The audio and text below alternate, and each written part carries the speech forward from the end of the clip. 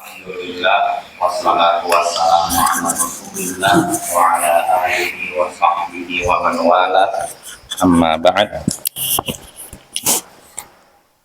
Ayol ikhwah, a'izzani wa azzakumullah, saudara-saudaraku yang semoga dimuliakan oleh Allah. Kita bertemu kembali di malam Ahad untuk mengkaji kitab Masailul Jahiliyah allati khalafa fiha Rasulullah sallallahu alaihi wasallam ahlal jahiliyah. Masalah-masalah jahiliyah yang mana Rasulullah sallallahu alaihi wasallam menyalahi orang jahiliyah dalam hal demikian. Karya Syekhul Islam Muhammad ibn Abdul Wahhab bin Sulaiman At-Tamimi rahimahullahu ta'ala. Ya, pada pertemuan sebelumnya kita sampai ke masalah jahiliyah yang ke-77 yang sudah kita bahas. Terakhir itu ke masalah jahiliyah ke-77, yakni bahwasanya orang-orang jahiliyah, panutan mereka kalau bukan orang berilmu yang fajir, bisa juga orang ahli ibadah tapi jahil. Nah ini panutan orang jahiliyah. Kalau bukan yang satu, yang kedua. Pertama, orang yang berilmu tapi fajir. Berilmu tapi melakukan maksiat. Artinya apa? Dia punya ilmu tapi tidak mau mengamalkan ilmunya. Ini panutan orang jahiliyah yang pertama. Yang kedua, atau dia ahli ibadah, soleh asalnya, tapi jahil, tidak punya ilmu. Artinya apa? Dia ibadah, beramal tapi tanpa ilmu. Kalau yang pertama, alim tapi fajir, dia punya ilmu tapi tidak mau mengamalkan. Sedangkan yang kedua, mengamalkan, beribadah, beramal tapi tanpa ilmu. Kedua-duanya merusak umat ini. Dan kedua-duanya ada di zaman jahiliyah, bahkan jadi panutan. Jadi istilahnya sosok yang diikuti oleh masyarakat zaman jahiliyah. Yaitu orang berilmu tidak mau mengamalkan ilmunya, atau orang yang ahli ibadah tidak punya ilmu, beribadah tapi tanpa ilmu. Ya. Adapun yang pertama, orang yang berilmu tapi tidak mau mengamalkannya, ini diwakili atau diwakili oleh pemuka agama Yahudi. Mereka punya ilmu tapi tidak mau mengamalkan ilmu mereka. Ya. Jadi mereka alim, berilmu tapi fajir, pendosa. Punya ilmu, tidak digunakan untuk beramal, tapi digunakan untuk menghalalkan dosa. Nah ini banyak terjadi pada kaum Yahudi. Yang sedangkan yang kedua, golongan kedua yang menjadikan ahli ibadah yang jahil sebagai panutan, ahli ibadah tapi bodoh sebagai panutan, ini kaum Nasara ya. Mereka pokoknya melihat ada yang ahli ibadah, rajin di biara tempat khusus untuk ibadah, udah mereka jadikan sebagai panutan. Semua perkataannya didengar walaupun dia tidak punya ilmu. Ya. Dan sayangnya dua model ini bukan jadi panutan masyarakat zaman jahiliyah saja, zaman sekarang pun ada. Sudah jelas golongan pertama, orang yang berilmu tapi tidak mau mengamalkannya. Udah jelas orang ini punya ilmu tapi tidak mau mengamalkannya, tetap diikuti. Pokoknya kalau dia sudah dianggap ustadz mungkin, atau buya atau kiai, udah pokoknya semuanya benar. Walaupun ucapannya kadang nyeleneh, bertentangan dengan Al-Quran dan Sunnah. Ya karena dia punya ilmu tapi nggak mau mengamalkan ilmunya. Karena dia inginkan dunia. Sama seperti orang Yahudi, para pemuka agama Yahudi, mereka punya ilmu tapi kok bisa menyimpang karena dunia. Mereka menginginkan kedudukan, sehingga akhirnya nggak mau mengamalkan ilmu yang mereka punya. Mereka belok karena ingin mendapatkan dunia. Nah begitu pula sebagian orang di zaman sekarang, sebagian orang yang dianggap berilmu tapi tidak mau mengamalkan ilmu mereka. Bahkan mereka menghalalkan maksiat ya dengan perbuatan mereka. Ini pertama. Yang kedua juga sama. Ahli ibadah yang jahil. Orang yang rajin ibadah tapi bodoh, tidak ngerti agama, dijadikan panutan juga. Di zaman sekarang begitu juga, kalau lihat ada orang memakai mungkin penampilan itulah, mungkin pakai jubah, pakai sorban, dan dianggap oh orang berilmu. Udah seakan-akan dia seperti Imam Bukhari. Ditanyain masalah agama, walaupun dia sendiri sholatnya belum benar. Nah ini ada di masyarakat kita, kadang tertipu oleh penampilan, apa ya? Penampilan. Terus apa nggak boleh kita pakai jubah? Boleh, nggak masalah. Itu menurut pendapat yang kuat, jubah itu sunnah, Bapak ya. Jubah itu pakaian yang panjang ke bawah, komis istilahnya. Inna habbat thiyab ila rasulillah al-komis. Pakaian yang disukai, dicintai Rasulullah al-komis. Al-komis itu pakaian dari atas ke bawah. Ya, itu pakaian yang disukai oleh Rasulullah. Kenapa disukai Rasulullah? Karena praktis, ya kan? Karena kalau model sarung sama kayak gini, harus melipat dulu, ya kan? Apa? Iya. Kalau komis itu jubah, istilahnya orang Indonesia nyebutnya jubah, itu praktis. Sebenarnya jubah itu apa? Bukan kita nyebutnya jubah, itu model yang ada gini. Apa istilahnya apa? Kayak jas, itu jubah. Tapi kalau bawa pagi ini itu namanya komis, ya. Tapi mungkin udah terjadi perubahan istilah. Jadi sekarang orang Indonesia nyebut pakaian dari atas ke bawah disebut jubah. Ya nggak masalah, intinya itulah pakaian yang cintai Rasulullah, pakaian dari atas ke bawah itu cintai Rasulullah, bagus kita memakainya. Cuma jangan itu jadikan patokan seorang berilmu atau tidak. Hanya dilihat dari penampilan, lihat ucapannya, lihat karya tulisnya. Nah ini kalau dengan lihat ucapannya, ceramahnya atau karya tulisnya, kenapa? Oh orang ini berilmu. Karena nggak bisa nipu, Bapak ya. Kalau orang berilmu atau tidak, itu bakal ketahuan, walaupun penampilan sama. Bisa jadi penampilan sama, tapi tetap dua orang misalkan penampilannya sama-sama memakai pakaian yang melambangkan sebagai ulama. Tapi kalau kita selidik, yang satu ngomong A, B, Z, yang satu ngomong nggak jelas, ketahuan. Oh ini ternyata nampaknya aja penampilannya berilmu, padahal tidak berilmu. Ya, itu nggak bisa ditipu. Cuma sebagian orang masih saja tertipu. Apa? Iya, pokoknya ngeliat penampilannya seperti ulama langsung dianggap ulama, apa ya? Nah, ini keliru ya. Jadi kita jangan tertipu oleh penampilan ya. Lihat apa yang dia ucapkan, apa yang dia tulis, barulah nampak dia berilmu atau tidak. Nah ini panutan orang zaman jahiliyah. Ada yang alim tapi tidak mau mengamalkan ilmunya, ada yang jahil tapi pengennya beramal terus. Nah kalau kita seharusnya apa? Berilmu, alim, terus mengamalkan ilmu kita. Jadi kalau kita mau beramal harus punya ilmu dulu. Dan kalau sudah punya ilmu langsung mengamalkannya. Ya, jangan seperti pemuka agama ini dan pemuka agama ini. Ya, kedua-duanya, yang satunya dimurkai, satu sesat, Bapak ya. Nah itu pembahasan kita pada pertemuan sebelumnya, masalah jahiliyah yang ke-77.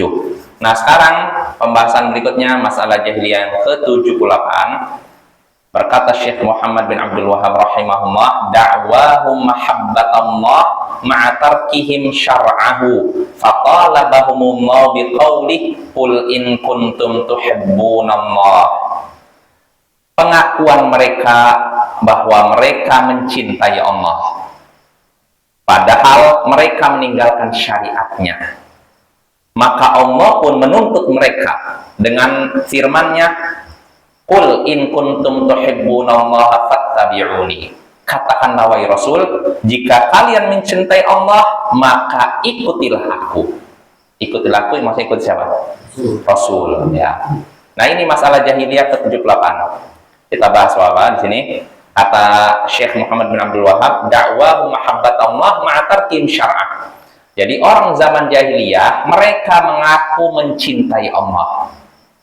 Mereka mengaku cinta kepada Allah, padahal atau anehnya mereka meninggalkan syariatnya. Harusnya kalau orang mengaku saya cinta kepada Allah, berarti mengikuti syariat Allah, ya kan? Ya kan?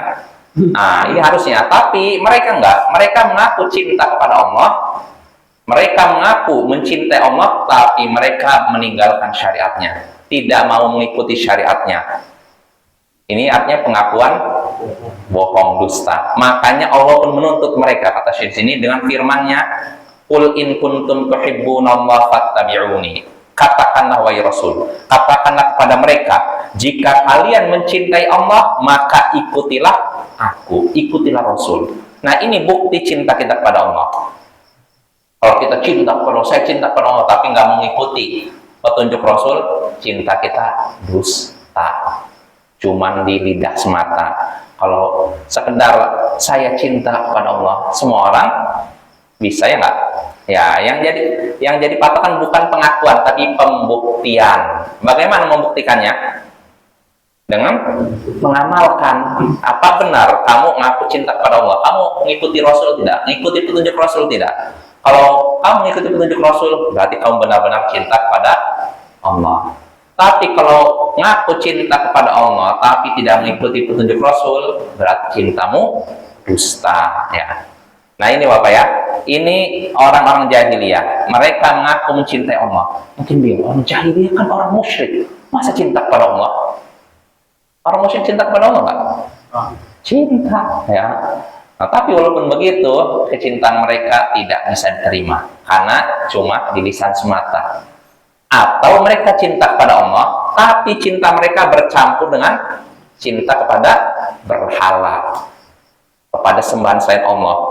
Bahkan kecintaan mereka kepada berhala lebih atau sama dengan cintaan mereka kepada Allah. Makanya mereka dianggap musyrik, Bapak ya. Nah, kita baca keterangan dari Syekh Shalih Al-Fauzan terkait dengan masalah jahiliyah ke-78 ini. Kata Syekh Shalih Al-Fauzan, min dhalalil yahudi wa man syabahahum da'wahum mahabbatallah ma'a annahum yukhalifuna amrahu subhanahu wa ala mahabbatullah wa alamatu mahabbatillah ittiba'u amri. Di antara kesesatan orang-orang Yahudi, nah ini orang Yahudi ini, karena kita masih menyaksikan kan tingkah laku orang Yahudi di Palestina sana kan, kita bahas nih. Di antara kesesatan orang Yahudi dan yang serupa dengan mereka, jadi orang Yahudi ada yang menyerupai mereka. Nah, apa kesesatan orang Yahudi dan orang yang menyerupai mereka? Mereka mengaku mencintai Allah, padahal mereka menyalahi perintahnya. Perintah Allah. Ini diantara kesesatan orang Yahudi. Loh, pembahasan kita kan masalah jahiliyah. Iya. Memang orang Yahudi bukan orang jahiliyah. Mereka, ya. Pokoknya kan sebelum diutusnya Nabi Muhammad itu disebut masyarakat jahiliyah, Pak ya. Jadi jahiliyah, jadi orang jahiliyah itu nggak mesti orang musyrik Quraisy, enggak. Di situ ada juga orang Yahudi, ada orang Nasara, Pak ya. Jadi di sini, jadi Syekh sini menyinggung tentang orang Yahudi, ya. Jadi di antara kesesatan orang-orang Yahudi dan yang menyerupai mereka, mereka mengaku cinta kepada Allah, padahal mereka menyalahi perintah Allah. Dan yang namanya, kata Syekh Al-Fauzan, tanda seorang cinta kepada Allah yaitu mengikuti perintah Allah, harusnya kan? Ya tidak. Bagaimana bisa saya cinta kepada Allah tapi tidak mengikuti perintah Allah? Kama qala syair, sebagaimana seorang penyair berkata, innal muhibba liman yuhibbu muti'. Nah, sesungguhnya orang yang cinta akan taat kepada orang yang ia cintai. Ya tidak? Ya. Kalau saya cinta dengan seorang, biasanya apa yang dia minta saya kasih. Ya, kayak gitu kan? Nah, maka kalau misalkan saya cinta kepada Allah, Allah nyuruh saya sholat 5 waktu, malas. Berarti cinta tidak? Nah, tidak cinta kepada Allah ya. Jadi cinta itu nggak cukup di lisan, tapi harus dibuktikan. Wahada, kata Syekh Al-Fauzan sini, wahada kama fi qouli ta'ala qul in kuntum tuhibbunallaha fattabi'uni yuhibbukumullah. Dan ini sebagaimana dalam firman-Nya disebutkan, katakanlah wahai Rasul, jika kalian mencintai Allah, maka ikutilah aku. Niscaya Allah mencintai kalian. Kalau kalian mencintai Allah, benar-benar mencintai Allah, ikutilah aku. Ikutilah siapa? Nabi Muhammad. Ikutilah Rasul, niscaya Allah mencintai kalian. Nah, ini ayat ini juga ditujukan kepada kaum Yahudi. Kata Syekh sini, fal yahudu wan nasara yaqulun nahnu abna'ullahi wa ahibba'uh wa ma'a hadza yukhalifuna syar'allahi subhanahu wa ta'ala. Fadalla dzalika ala kadhim fi da'wahum haitsu talabahumullah bi iqamati dalil ala ma yad'unahu min mahabbati wa dzalika bi ittiba'i rasulih Muhammad sallallahu alaihi wasallam. Nah ini. Jadi Syekh nyinggung sekali tentang orang Yahudi. Nah, kata Syekh, orang-orang Yahudi dan Nasrani, mereka berkata, kami adalah anak-anak Allah dan kesayangannya. Pernah dengar istilah gini? Kami adalah anak-anak Allah. Maksudnya bukan anak biologis, maksudnya kami ini kesayangan Allah. Seperti anak. Seorang ayah kalau punya anak kan biasanya sayang pada anaknya kan? Nah, jadi kami ini orang Yahudi dan Nasrani, kami ini anak-anak Allah. Artinya kesayangan Allah. Orang-orang pilihan Allah. Bukan orang muslim itu, ya. Jadi mereka mengaku sebagai kesayangan Allah, cinta Allah, dicintai oleh Allah, tapi bersama dengan itu mereka menyalahi syariat Allah, melanggar syariat Allah. Itu menunjukkan dustanya mereka dalam hal pengakuan mereka. Kenapa? Di mana Allah menuntut mereka untuk menegakkan, membuktikan apa yang mereka aku. Allah menuntut mereka untuk membuktikan pengakuan mereka cinta pada Allah. Dengan cara apa? Kata Syekh, dengan mengikuti Rasulnya Muhammad sallallahu alaihi wasallam.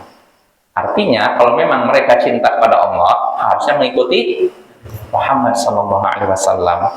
Kenyataannya nggak mengikuti. Makanya kata Syekh, falamma lam yaf'alu dhahara kadhibuhum. Maka tatkala mereka tidak melakukan itu, tidak mengikuti Nabi Muhammad, bahkan mendustakan Nabi Muhammad, tampaklah kedustaan mereka.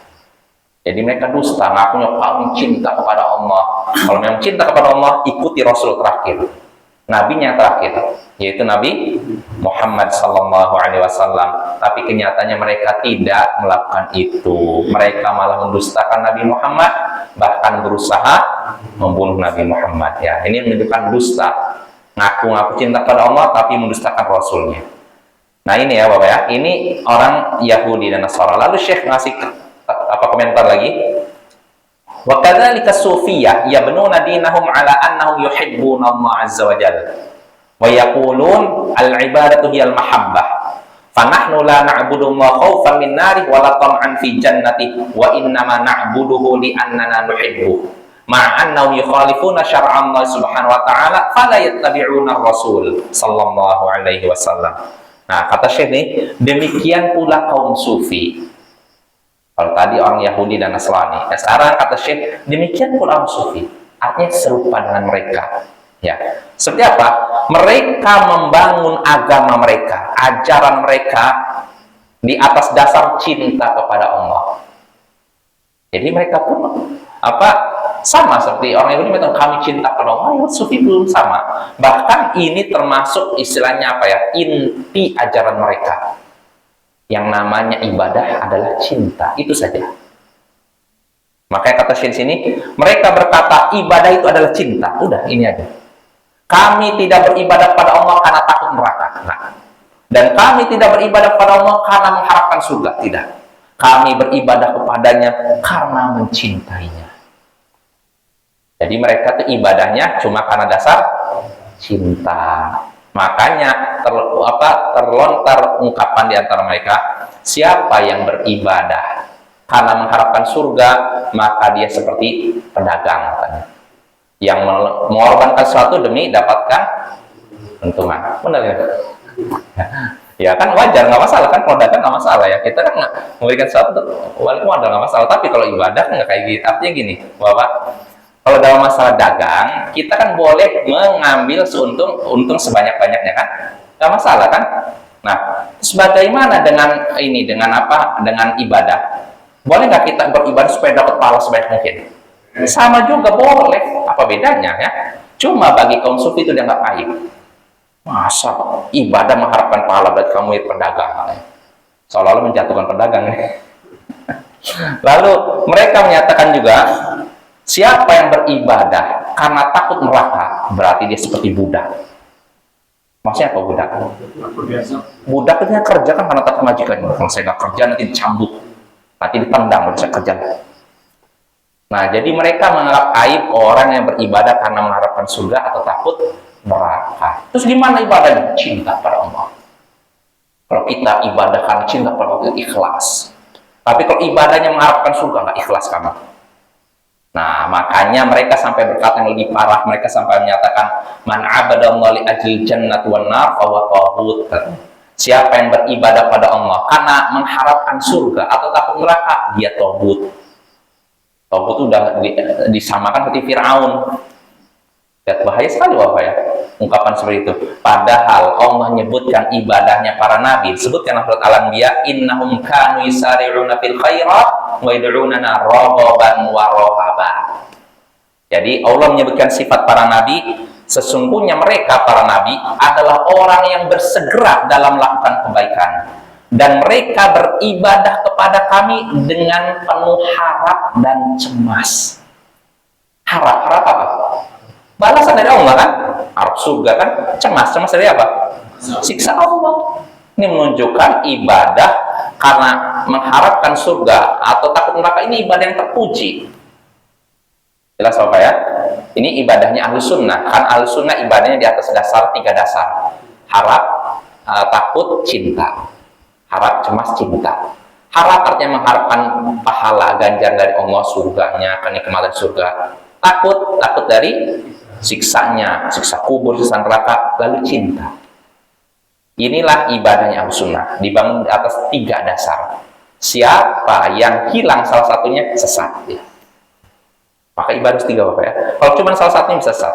Misalkan orang Khawarij, ibadahnya di atas dasar takut saja.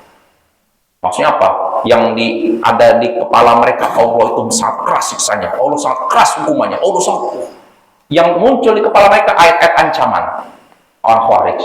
Makanya karena itulah yang ada di kepala mereka, mereka pun akhirnya apa? Mudah mengkafirkan orang. Ini orang zina nih, kafir. Ini ada orang main judi nih, kafir. Kafir semua Pak. Karena itu, karena ibadah mereka di atas dasar takut saja. Allah itu sangat keras siksanya, Allah sangat mereka tidak terpikirkan sisi lain. Bahwasanya Allah juga sangat penyayang, sangat lembut. Nah ini nggak tahu. Ini Khawarij, ibadahnya atas dasar takut. Siapa yang ibadahnya cuma atas dasar takut saja, maka dia seperti Khawarij. Yang pertama. Kedua, Murji'ah. Ibadahnya cuma atas dasar harap saja. Allah itu maha pengampun, Allah maha penyayang, Allah maha baik. Ini mereka Murji'ah. Makanya orang-orang Murji'ah seringnya terjatuh dalam apa? Maksiat. Kenapa kamu maksiat terus? Allah itu maha pengampun. Kenapa kamu main judi terus? Allah itu maha penyayang. Begitu terus. Kenapa kamu kok sering meninggalkan sholat? Ya Allah kan maha pengampun. Beda dengan manusia. Begitu terus. Sehingga akhirnya apa? Mereka bermudah-mudahan dalam maksiat.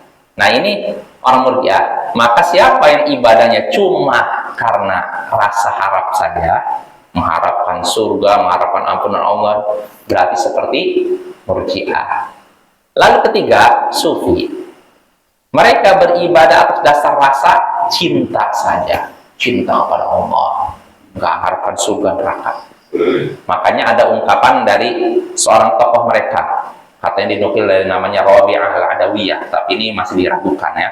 Jadi katanya ungkapan seperti yang saya sebutkan tadi, dia berkata, ya Allah, kalau memang aku beribadah kepadamu karena mengharapkan surgamu, maka jangan masukkan aku ke surgamu. Ini ternukil ucapan seorang sufi gitu. Ya Allah, kalau memang aku beribadah kepadamu karena mengharapkan surgamu, maka jangan masukkan aku ke surgamu. Dan kalau aku beribadah kepadamu karena takut nerakamu, maka masukkan aku ke nerakamu. Maksudnya, aku beribadah kepadamu karena mencintai. Sekilas indah, tapi racun namanya. Jadi para nabi saja ibadahnya karena mengharapkan balasan Allah, tiba-tiba dia menyatakan nggak butuh surga. Kalau memang aku beribadah padamu karena mengharapkan surga, nggak usah masukkan aku surga. Seakan-akan tidak butuh surga kan? Terus ternyata kalau aku beribadah kepadamu karena takut nerakamu, masukkan aku ke nerakamu. Seakan-akan neraka itu apa? Remeh. Ya kan ini orang naudzubillah dari sampai bapak yang viral berapa minggu yang lalu ya, orang bikin konten apa? di neraka kan. Naudzubillah, misalnya orang kayak gini tidak diragukan lagi keluar dari Islam kayak gini, Bapak ya. Karena nggak mungkin seorang muslim melecehkan kayak gini. Iya, naudzubillah min dzalik. Jadi kalau misalnya seorang, ya Allah, kalau aku beribadah kepadamu karena takut nerakamu, masukkan aku ke nerakamu. Ih, ngerinya luar biasa. Jangankan masuk neraka, lihat neraka aja pingsan saja kita. Iyalah, siksa neraka yang paling ringan itu diterima oleh Abu Thalib. Api neraka cuma sampai telapak kakinya, tapi mendidih otaknya. Ini yang paling ringan, bayangkan. Gimana yang paling berat? Apa gimana, ya Allah, masukkan aku ke nerakamu? Ih, kesannya kayak ringan aja neraka ya. Nah, ini orang sufi, Bapak, yang ketiga nih. Jadi mereka ibadahnya cuma atas dasar cinta. Nah, ahlu sunnah tiga-tiganya. Bukan cuma rasa takut, bukan cuma rasa harap, bukan cuma rasa cinta, tapi tiga-tiganya. Kita beribadah pada Allah karena rasa harap, takut, dan cinta. Mengharapkan balasan Allah, takut akan siksanya, dan cinta padanya. Ini Bapak ya. Kalau salah satunya hilang, sesatlah kita. Ya. Tapi kalau misalkan tiga-tiganya ada, cuma yang lebih nonjol rasa takut, rasa harap, boleh nggak? Boleh. Yang penting jangan sampai hilang, maunya. Misalnya gini, ada orang tertentu ibadah pada Allah, dia ada rasa takut, harap juga, tapi rasa takutnya lebih menonjol, nggak masalah. Yang penting masih ada rasa harapnya, masih ada rasa cintanya. Begitu juga sebagian orang, karena gini Bapak, kadang orang taubat tuh nggak dari satu sisi. Contohnya gini, ada orang dibawakan ayat tentang surga biasanya, tapi kita sebutkan ayat tentang siksa neraka, kayak gitu ya, taubat akhirnya. Berarti dia lebih menonjol sisi apa? Takutnya. Dan ada orang yang ketika dibacakan ayat-ayat tentang neraka biasa saja, tapi ketika disebutkan tentang kasih sayang Allah, tiba-tiba netes. Ada tidak? Ada. Jadi beberapa masyayikh itu ada yang diberikan fasohah, kefasihan dalam khutbah itu. Jadi ketika menyebutkan tentang surga, tentang anjur untuk bertaubat, pelaku maksiat tobat. Ketika sebutkan neraka nggak biasa aja, tapi ketika disebutkan Allah itu sangat menyayangi hambanya. Ketika ada hambanya yang bertobat, Allah gembira, Allah langsung nangis lah. Waktu itu kalau tobat, berarti yang menonjol sisi apa deh? Harapnya. Nah, dan ada juga dari sisi cinta. Makanya kita ahlus sunnah dakwah itu dari semua sisi. Ibadah pun tadi tiga-tiganya, tidak cuma satu saja tapi tiga. Cinta harap, takut, dan cinta. Ini Bapak ya. Nah, sedangkan kaum sufi tadi yang disebutkan Syekh apa? Ibadahnya kan dasar apa? Cinta saja. Ya. Lalu kata Syekh, padahal mereka sendiri melanggar syariat Allah, tidak mengikuti Rasul. So, kami cinta kepada Allah, tapi nggak ngikuti Rasul. Jadi kecintaan mereka terima nggak? Tidak. Ya. Mereka tidak mengikuti Rasul. Tentu ini tidak semuanya ya, sebagian ya. Terus siapa yang mereka ikuti? Kata Syekh, wa inna ma yattabi'una masya'ikhahum wa ashabat turuq allati yubayi'unahum 'alaiha 'ala sam'i wa ta'ati lahum. Terus kalau mereka nggak mengikuti Rasul, mengikuti siapa mereka? Mereka mengikuti syekh mereka, guru-guru mereka, pemilik tarekat, yang mana mereka bersumpah setia kepada mereka untuk dengar dan taat. Wa annahum la yukhalifuna law amran mahma umiru. Dan mereka juga sudah bersumpah setia, berjanji setia kepada guru-guru mereka untuk tidak melanggar larangan mereka, melanggar perintah mereka, apapun perintah itu. Jadi kalau orang sufi itu Bapak, prinsipnya murid harus benar-benar taat kepada guru, nggak boleh bantah sama sekali. Sampai-sampai kata Syekh ini, hatta innahum yaqulun, sampai-sampai mereka kaum sufi berkata, innal murid ma'a syaikhihi kal mayyit baina yaday ghasilih. Jadi orang sufi berkata, di antara mereka berkata, sesungguhnya murid tahu? Murid ada jadi bahasa Indonesia kan? Sesungguhnya murid di hadapan syekhnya, di hadapan gurunya harus seperti mayit di hadapan orang yang memandikannya. Maksudnya apa Pak Miftah? Murid di hadapan gurunya harus seperti mayit di hadapan orang mandikannya. Mayat, misalkan nih, ada orang mandikan mayat, pengen yang kanan digeser kiri, bisa protes mayatnya? Saya nggak mau yang kiri, yang kanan aja. Atau mukanya jangan keras-keras, bisa protes. Kalau protes lari. Nggak bisa protes kan? Nah, begitu pula murid di hadapan gurunya. Ini kata kaum sufi. Artinya apapun yang diperintahkan guru taati, walaupun bertentangan dengan akal sehatmu, bahkan bertentangan dengan syariat. Ini prinsip mereka. Jadilah engkau di hadapan gurumu seperti mayit di hadapan orang yang mandikannya. Makanya Bapak, di antara prinsip kaum sufi, taat 100% kepada guru. Nggak bisa berkata, kata di antara mereka, man qala li syekhi lima la yuflih. Siapa yang berkata kepada gurunya, kenapa guru? Ini nggak akan beruntung. Apalagi kalau bertanya, apa dalilnya guru? Wah, kamu nih Wahabi. Ya ini Bapak ya. Jadi kalau mereka mewajibkan taklid, fanatik buta 100% kepada guru. Jadi apapun yang diperintahkan guru, walaupun apa yang berita, ucapan, kisah yang disampaikan nggak masuk akal, terima. Makanya banyak kisah-kisah khurafat muncul di antara mereka. Ada di antara mereka yang punya kisah, guru kami ini tadi malam dikelilingi oleh Ka'bah. Jadi Ka'bah keluar dari tempatnya lalu mengelilingi gurunya, tawaf. Ini ada Bapak. Dan yang menyebutkan orang yang kita anggap berilmu. Ini sebutkan dalam kitab Ihya Ulumuddin ini. Jadi di antara syekh-syekh sufi ada yang dikelilingi oleh Ka'bah. Makanya di antara mereka lucunya, mereka seorang ini ahli fikih tapi jadi sufi juga. Ini jarang, tapi nggak 100% sufi, terpengaruh oleh sufi. Sampai-sampai dibahas oleh mereka, apa hukumnya ini sholat ke arah Ka'bah yang sudah tidak ada. Artinya gini Bapak, kita kalau sholat menghadap Ka'bah kan, jadi kalau misalnya Ka'bahnya lagi mengelilingi Syekh Sufi, jadi kita sholatnya kemana nih? Ke arah Ka'bah di Mekah atau ke arah Syekh Sufi yang ada di misalkan di Pariaman, Pasaman atau mana? Ke arah mana nih? Kemana Ramadan? Sampai dibahas. Jadi seorang ini dia seorang fikih, ahli fikih, tapi karena terpengaruh sufi dia dibahas kayak gini. Jadi kata dia yang rojih, yang benar tetap menghadap ke arah tempat asal Ka'bah di Mekah. Jadi nggak ngikutin Ka'bah yang ada di Pasaman atau Pariaman, nggak. Itulah. Ya, kayak gini kan nggak masuk akal sehat kan, tapi bagi mereka itu benar nyata dan harus terima 100%. Kalau mereka oh nggak masuk akal, durhaka udah dianggap keluar dari Islam. Nah ini Bapak ini, mereka didikan guru-guru kaum sufi itu seperti ini.